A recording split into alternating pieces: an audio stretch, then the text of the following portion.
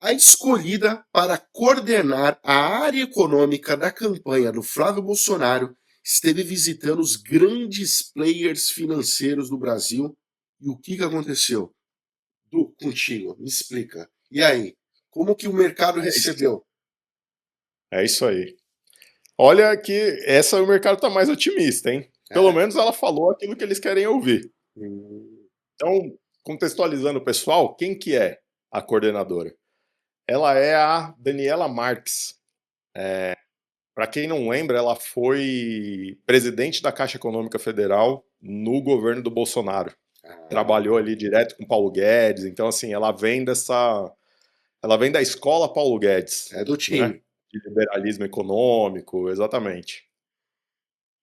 Então, ela foi indicada aí pelo Flávio Bolsonaro para coordenar a área econômica da campanha dele. Então, oficialmente é ela que está à frente disso.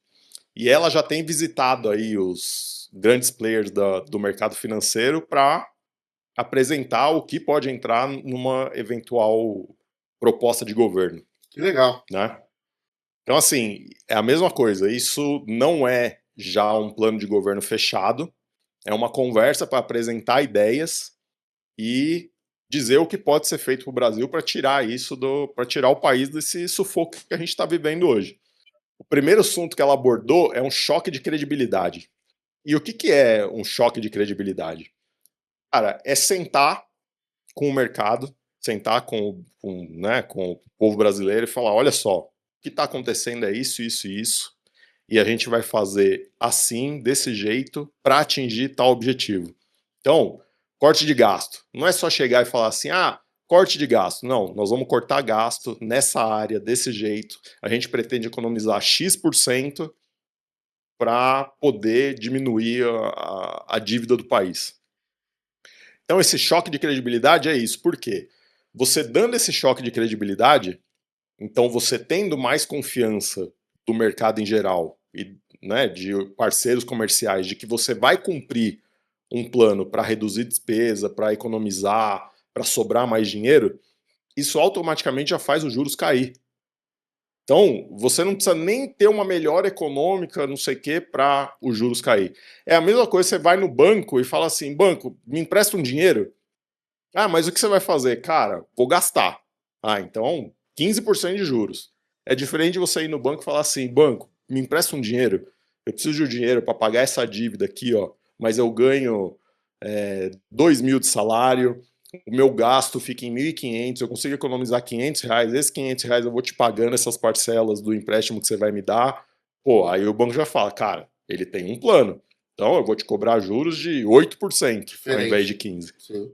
Então você tem uma credibilidade. Só que aí é o seguinte: o mercado vai ficar em cima. Por quê? Porque você tem que cumprir aquilo que você combinou.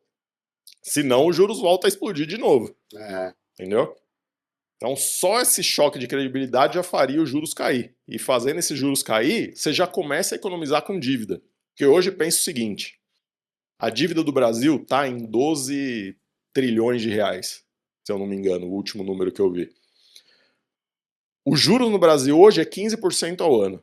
Cara, então todo ano faz 15% de 12 trilhões. Meu Deus. Cara, nós estamos gastando aí 1,6 trilhões de dívida, de juros.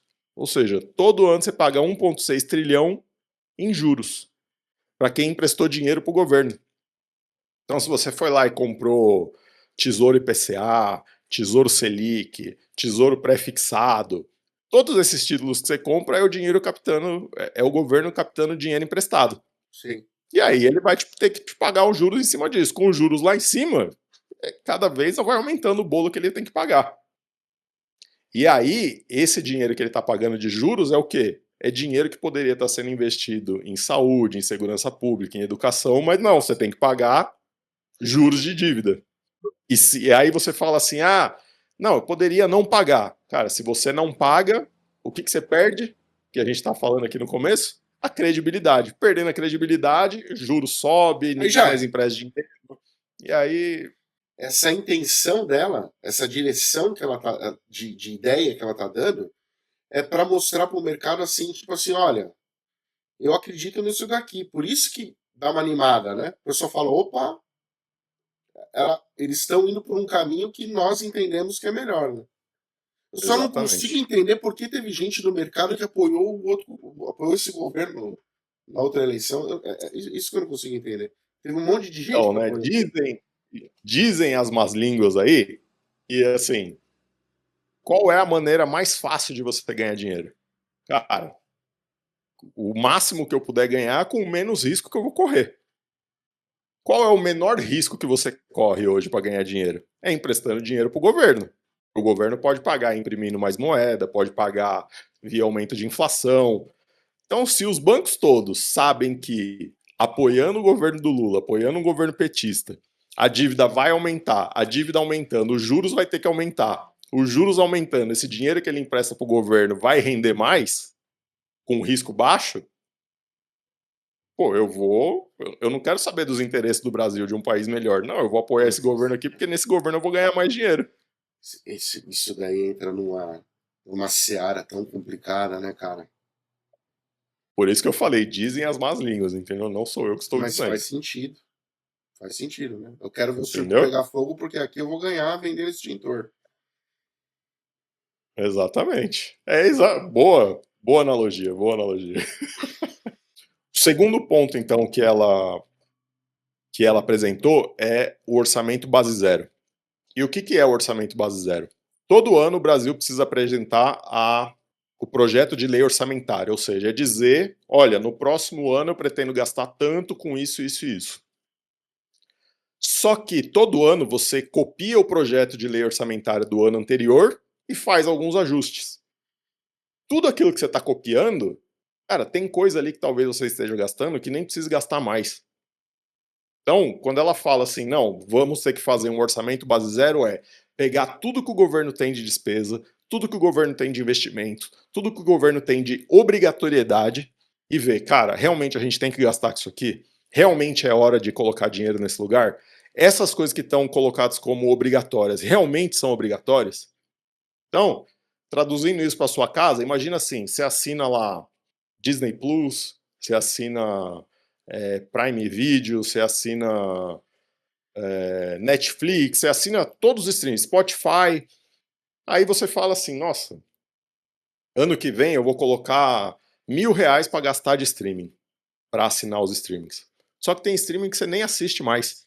Só tá jogando Então, dinheiro pô, fora. o que é fazer? Pegar todos os streamings que você tem, cara, isso aqui eu não assisto mais, tira. Esse aqui eu tô assistindo muito pouco, tira, né? Esse aqui eu tô assistindo muito. Aí você vai revisitar tudo isso e vai falar assim: olha, eu não preciso gastar R$ 1.000, porque tem coisa aqui que eu nem assisto. Vou pagar só os que eu assisto. Caiu para R$ 400. É verdade. Então, é isso. É Terceiro passar o pente ponto. fino, né? Passar o pente fino. É, exatamente. Para saber exatamente, cara, o que, que eu posso gastar, o que, que eu preciso gastar e o que, que eu não preciso mais. E aí eu Sim. consigo reduzir despesa. Terceiro ponto era uma coisa que o próprio Bolsonaro já fazia no governo dele, que era a redução ministerial. Eles chamavam de diminuir a máquina pública, Sim. né? Então, ela diz a mesma coisa aqui. Vamos reduzir ministério, vamos reduzir a máquina pública, porque assim a gente consegue enxugar dinheiro e economizar mais. E passa um bom E aí uma sinal isso, né? analogia... E passa um bom sinal. Hã? E passa um bom Exato, sinal. Né? exatamente. Agora, o que é menos ministérios e enxugar a máquina pública? Imagina o seguinte: você tem um prédio, ou um hotel, ou várias kitnets que você construiu ao longo da sua vida. E aí, para cada uma dessas kitnets, você contrata uma faxineira, um zelador, um, um cara de manutenção. Então você tem que fechar vários contratinhos para cada um cuidar de uma kitnet. Não é mais fácil você contratar já um cara de manutenção, uma faxineira, um zelador, e aí eles vão cada dia cuidando de um quartinho do kitnet, de Sem uma dúvida. kitnet? Sem Você dúvida. não vai gastar muito menos dinheiro? Muito menos. Você não tem que pagar muito menos gente? E sem contar que às vezes você tá vendo essa galera que você contratou, às vezes não fazendo nada, porque fez o serviço lá no lugar e não tá fazendo mais nada. E aí Exatamente. você melhora até O o. cara termina o serviço dele em 2 horas e depois fica lá 8 horas coçando. Exatamente. É verdade. Faz total sentido. Isso daí você pode. Aliás, né, Edu, vamos falar do meio privado, de empresas privadas. Só acontece na área pública, porque a empresa privada não tem espaço para Não, isso. O exatamente. cara tem que trabalhar, meu amigo. E não trabalha pra ver. Sim, Aí é cara. aquele negócio, né? Enxuga. Ah, demissão. Não, É assim que funciona. não tem como o cara ficar enrolando. Quarto ponto, cortar privilégios e benefícios tributários. Então, essa parte do privilégio aqui é tudo aquilo que a gente já conhece que rola aí, né, há anos. São os penduricalhos, são os bônus, são as facilidades, né? Esses dias eu vi até um vídeo de não sei se ela era advogada ou se era juíza, promotora, que ela falava assim, nossa, a gente aqui, ó, não pode andar de carro blindado, porque o orçamento só dá direito a um carro popular. Aqui, ó, olha só, a gente só tem R$ 50 por dia para comer. Onde você consegue comer com R$ 50? Os juízes passam necessidades, os advogados não têm boas condições de trabalho. É inacreditável. E aí, assim, tem penduricário que chega a R$ 1 milhão por mês com cada funcionário público. É absurdo, cara. É absurdo. Então, ela fala de cortar isso. Privilégio e benefício tributário é o quê? É quando o governo decide que alguns setores da economia pode ter benefício para continuar ali na área de atuação dele. Então, que tem muito que os caras brigam aí, né, no agro. O agro tem muito incentivo. E aí a ideia é o quê? É tirar esses incentivos, porque tirando incentivo, o cara vai ter que pagar. Geralmente, esses incentivos tributários é o seguinte: olha, você desenvolve aí a sua atividade e eu não vou te cobrar imposto sobre ela.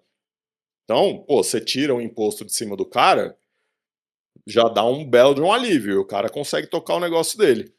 Mas por que algumas áreas pagam imposto e outras não?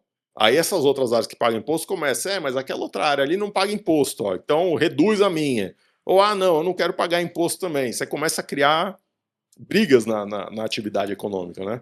Setores que têm benefícios e outros não. Então a ideia é o quê? Cara, tira de todo mundo. Tira de todo mundo é obrigado a pagar imposto. Se todo mundo é obrigado a pagar imposto, cara, então todo mundo vai pagar um imposto mais ou menos igual. Com isso você consegue diminuir, porque para você dar isenção para alguns, você tem que jogar essa isenção no colo de outros. Então o outro cara está pagando muito, enquanto esse cara aqui não está pagando pouco. Ou não está pagando nada. Então é rever esses benefícios. Isso aí é um Né? vespeiro, hein? Isso aí é um Então. vespeiro, meu amigo. Aí entra a bancada lá em Exatamente. Brasília. Quinto ponto: vender e organizar ativos públicos. Cara, isso eu fui aqui, ó. Fui na inteligência artificial aqui do Google. Quantos imóveis abandonados o governo tem? O governo federal brasileiro possui milhares de imóveis ociosos, subutilizados ou abandonados em todo o país, com cerca de 3 mil imóveis sob a guarda apenas do INSS, ou seja, tem 3 mil imóveis apenas sob a guarda do INSS. Fora os outros, Meu Deus. sobre, né, de outros órgãos. Aí eu falei aqui, ok, quanto vale aproximadamente esses imóveis? O valor de mercado específico das propriedades abandonadas e sem uso do governo federal não possui um número exato oficial consolidado, mas estima-se que o patrimônio ocioso custe cerca de 1 bilhão e 200 milhões por ano. Ou seja, tem que ir lá trocar uma lâmpada, tem que fazer uma manutenção, tem que limpar, tem que não sei o quê. Só aí morre 1 bilhão e 200 milhões por ano desses imóveis. Imóveis que estão parados, tá? Estão abandonados.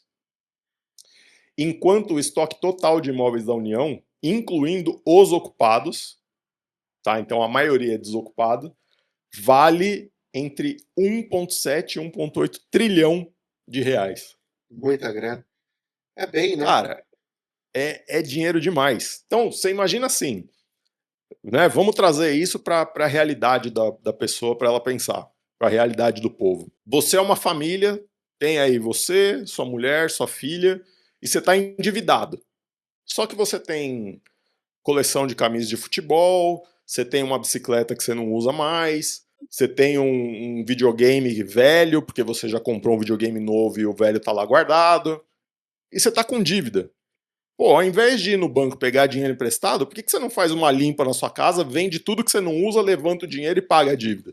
Ou paga parte da dívida para ter que pedir emprestado menos do que a dívida total que você tinha. Então, essa é uma. E essa ideia dela aqui eu gostei demais. Boa, Porque, assim, por que o governo precisa ter ativo público? é verdade. Precisa ter, né, imóvel. Cara, aluga. A maioria das empresas fazem isso, elas alugam o espaço onde elas estão. E ainda mais sem função, né? Você ter o imóvel parado aí é um crime, né? Tá louco. Exato. E olha uma outra coisa. Por que o governo não pega isso, então, transforma, pega todos esses imóveis, joga num fundo imobiliário com uma administração profissional e esse fundo imobiliário trabalha para alugar esses imóveis, para revitalizar, para vender. E aí, Pô, mas peraí, assim, peraí, quem peraí. investe em fundo imobiliário recebe o quê? Recebe um aluguelzinho. Mas, Se você pegar tudo isso e jogar num fundo imobiliário que vai ter uma gestão profissional cuidando, isso pode render dividendo para o governo todo mês. mas aí eu vou ter que falar do Vampeta aqui, cara. O Vampeta lá no Audax falando pro lateral dele. Você tá brincando comigo, né? É uma ideia, cara, é uma ideia, por que não? O lateral do Entendeu? Vampeta lá, que o cara virou pra ele, pô, professor, se eu soubesse disso, eu estaria na primeira divisão. Você acha que os caras no governo federal, um bando de cabeça de bagre, os caras nem Mas pensam, é cara. aquele negócio, é a diferença de você ter alguém técnico na área que entende É isso aí. e ter um cara que não sabe nada e só tá lá É porque é isso aí. amigo do É isso aí. presidente, entendeu? E além disso, alienado, apaixonado, né? Tipo, pessoas que têm crenças assim que são absolutamente assim utópicas, né? Que não funcionam. Tem que ter gente técnica. Porque uma solução Exato. dessa apareceria, né? Sexto ponto, estatais. E isso aqui, cara, é a velha briga assim de anos no Brasil. Como que você privatiza estatal? Você vai bater no cara, não, mas isso aqui é do povo brasileiro. Cara, estatal é uma empresa, bicho. Uma empresa nasceu para dar lucro. Pega aí a. Se pegar as últimas notícias aí, Correio dando prejuízo, Petrobras, quase afundaram a Petrobras 10 anos atrás no escândalo do Petrolão, Mensalão. Assim, e é a mesma coisa, é o quê? Você tem pessoas que estão gerindo essas empresas. Então, toda vez que troca um governo, pega essas estatais e fala assim: ah, não, meu amigo aqui ó, vai cuidar dessa estatal, meu outro amigo aqui vai cuidar dessa aqui. Isso aí geralmente também é dividido em lote partidário, né? Então, todos Sim, aqueles partidos que apoiaram na eleição você vai ali dar um cargo para esse cara do partido, sim, dá outro sim. cargo para outro cara de outro Amarração, partido né? ali. Amarração. Exatamente. E aí você coloca pessoas que não são profissionais para gerir essas empresas, É essas isso aí. estatais. E aí começa a dar o quê? Prejuízo. É. E quando dá prejuízo, alguém tem que pagar essa conta. Da onde sai o dinheiro para pagar a conta dos Opa! prejuízos estatais? Nossa, cara, dinheiro Entendeu? é a nossa grana. Então, esse é um outro ponto dela. Então, assim, Legal. cara, vamos organizar essas estatais, vamos Bacana. colocar gente profissional aqui, vamos ver como elas ficam, se dá lucro, se não dá, para ver se vale a pena vender. Depois, primeiro vamos organizar, colocar administração técnica boa para depois decidir Vespeiro. se vale a pena vender ou não. Outro vespeiro. Outro Exatamente. vespeiro brabo. Outra coisa que ela tem aqui, um ponto muito bom, e que ela falou numa entrevista dela em um podcast que saiu essa semana. Inclusive, se alguém que tiver curiosidade de assistir, é o podcast do Café com Ferri. A gente pode até deixar o link aí na descrição. Ela fala que eles têm um plano para revogar todos os aumentos tributários que o Haddad fez nesses 4 anos de PT. O Porque foram Tachad? mais de 30. O Taxad. Foram mais de. Nesses últimos 4 anos, foram mais de 30 aumentos de impostos. Não, pô. E Imagina, ele não ela, aumentou o como imposto. parte da equipe econômica do governo, tem aí um plano para revogar tudo isso. Então, ela fala que o Flávio e ela ali reuniram uma equipe de advogados bons para poder escrever isso, esse revogaço. Que é a mesma coisa que o Milei fez lá na Argentina. Quem sabe aí a gente pode ver finalmente um pouquinho de diminuição de imposto, né? Apesar que no Brasil eu acho meio difícil isso acontecer. Mas, Eu acho bem difícil, mas tudo isso que você tá me contando dela é animador. então. Animador. E eu acho assim, se der paz, cara, se deixar trabalhar, eu acho que consegue fazer. É, mas é outra coisa que eu me preocupo. Eu não sei se o Então, mas sistema. aí vamos lá. Por que que eu me animo com isso? E aí a gente já encaminha aqui para a conclusão, né? você tem aquele famoso período dos 100 dias, né? Todo governo, Estados Unidos, Argentina, Brasil, você tem os primeiros 100 dias de governo. Então, o cara quando é eleito, pô, ele acabou de ser eleito, então ele tem capital político. Cara, ele tem força para fazer melhorias. Se a gente lembrar aqui, reforma da Previdência. Pô, reforma da Previdência foi o carro-chefe de quando o Bolsonaro foi eleito. Saiu no primeiro ano. Tudo bem, demorou meses, mas foram assim, meses de discussões assim e brigas. Eu lembro de eu assistir a TV Câmara lá, o Paulo Guedes indo lá e quebrando o pau, tentando explicar, e Quebrando os caras pau. falando, não, Quebrando vai pau. prejudicar o idoso, vai prejudicar o não sei quem, e ele, cara, não é assim, essa, tal. Explicando tudo direitinho, mas assim, brigas absurdas. Eu lembro.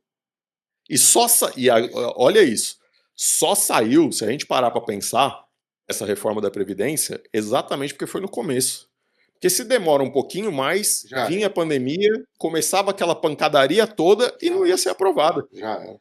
E aí, assim, então tem esse capital político, que se o Flávio for eleito, ele vai precisar gastar logo no começo para, né, colocar para andar todos esses pontos aqui. Mas também tem um outro ponto bom, que tudo indica aí, provavelmente, a gente tem a maioria no Congresso e no Senado pró-direita, o que facilitaria a aprovação desses planos aqui. Então, assim, eu acho que temos uma boa esperança por aí, Tomara. viu? Tomara. Estou na torcida. No final de tudo, cara, todos nós, todos, sem exceção, a gente quer que o Brasil melhore. Cada vez mais dê uma esperança para nós, né? Nós moramos aqui, somos brasileiros, a gente torce pelo país, né? Tomara, tomara de verdade. Estou na torcida. Animador, gostei das propostas dela. Bom saber, tomara que isso seja divulgado para as pessoas entenderem o alcance que isso pode ter na vida delas, né? Isso tem que ser discutido, tem que bater papo nisso. Vamos lá, galera. Acabou a Copa do Mundo. Vamos conversar sobre Brasil. Agora vamos dar um jeito nisso aqui, senão todo mundo afunda, né? Senão todo mundo afunda. Mas legal, Du. É isso aí, né?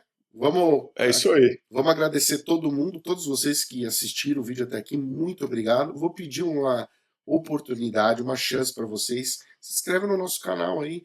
Vem participar com a gente aqui e traga novos temas, pautas.